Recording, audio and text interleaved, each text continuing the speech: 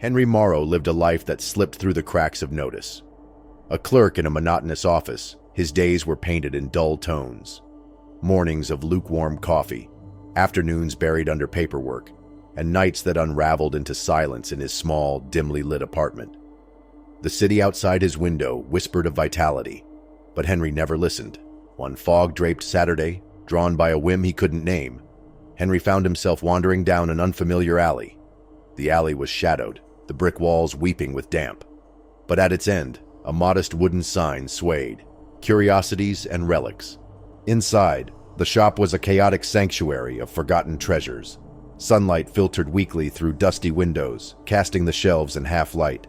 There were clocks frozen in time, tarnished trinkets, and books with pages worn thin by countless fingers. Amid the clutter, a peculiar object caught his eye, a radio.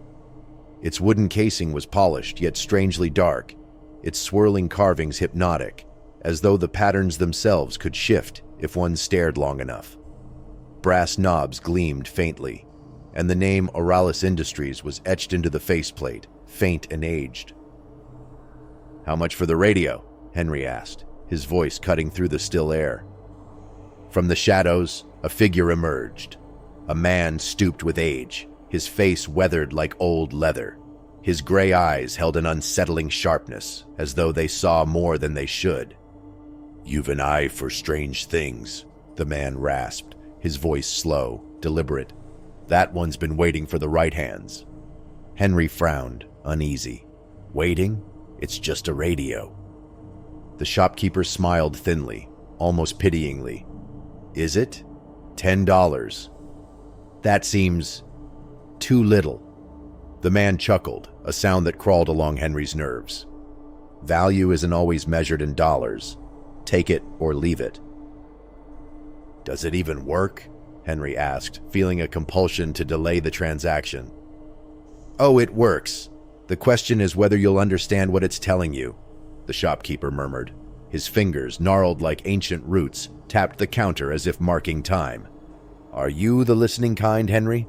Henry's heart jolted. He hadn't mentioned his name.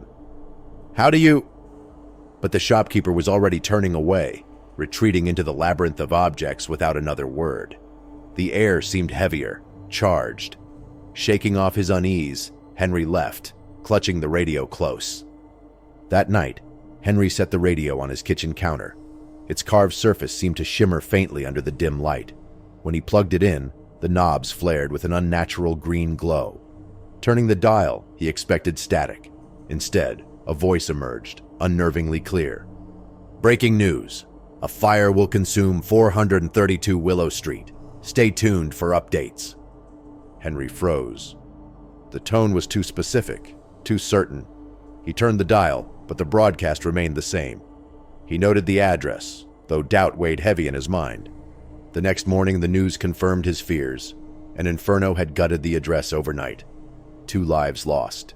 Henry stared at his television, the coffee in his hands growing cold. The coincidence was impossible to ignore. A growing darkness. Each night, the radio revealed another grim event before it happened. A drowning at the harbor, a shooting at a downtown cafe, a missing child. Every time the predictions came true, and Henry's sleep grew restless. The shopkeeper's words haunted him. "Are you the listening kind?" Eventually, Henry tested the radio's power.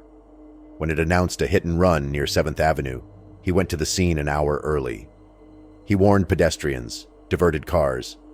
Yet the tragedy unfolded regardless. A cyclist swerved to avoid him and collided fatally with a truck. The radio's prophecy had twisted his intervention into a catalyst. One night, Henry turned the radio on with trembling hands. The voice greeted him coldly, its tone now familiar and knowing. "Henry Morrow, age 34, will die in his apartment tonight. Cause of death, exposure." The room seemed to shrink, the radio's glow suffusing everything in a sickly green. He yanked the plug, but the glow persisted. Panicked, he hurled the radio across the room. It struck the wall and shattered into pieces. Breathing heavily, Henry stared at the fragments. Relief washed over him. For the first time in days, the air felt light. The twist of the green glow. When he awoke the next morning, Henry found the radio whole and sitting back on the counter, its brass knobs gleaming. A soft hum filled the room. His breath hitched as the patterns on its casing shifted like restless shadows. "You think you can break free, Henry?" the radio's voice asked, mocking. "This story isn't yours to end." Henry backed away. "What do you want from me?" The carvings on the radio began to twist violently, forming grotesque, unrecognizable shapes. The room darkened as the green light intensified, bathing his apartment in an eerie, pulsating glow. The radio's voice rose to a thunderous whisper. "It's time to join the broadcast."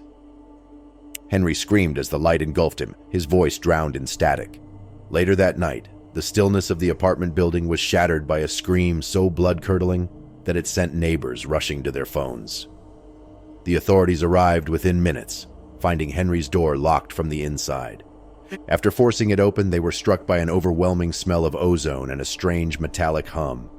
The apartment was eerily cold, despite the heating system running at full blast. In the kitchen, they found Henry's body sprawled on the floor. His face was frozen in an expression of pure terror, his wide-open eyes bloodshot and fixed on the radio perched on the counter. The coroner's report would later attribute his death to cardiac arrest, but the cause remained unclear. The burn marks across his chest and hands were unlike any seen before, and his fingers were bent into claw-like positions, as though he'd been trying to fight off something unseen. No one could explain the presence of the radio, which had no visible power source, but emitted a faint green glow. When one officer reached to touch it, the glow flickered and went dark. The radio was taken as evidence, but vanished during transit to the station. In the following days, the neighbors spoke of strange occurrences. They claimed the smell of ozone lingered in the building despite their best efforts to clean.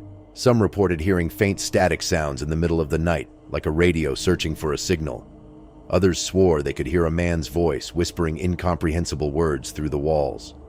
The alleyway where Henry had found the radio remained quiet, but the shop where he'd purchased it was gone. No sign of it remained except for the faint outline of a wooden signpost against the brick wall. And somewhere, far away, in another city, the radio waited patiently, its carving shifting, its knobs gleaming faintly green, ready to ask its next listener. Who listens now?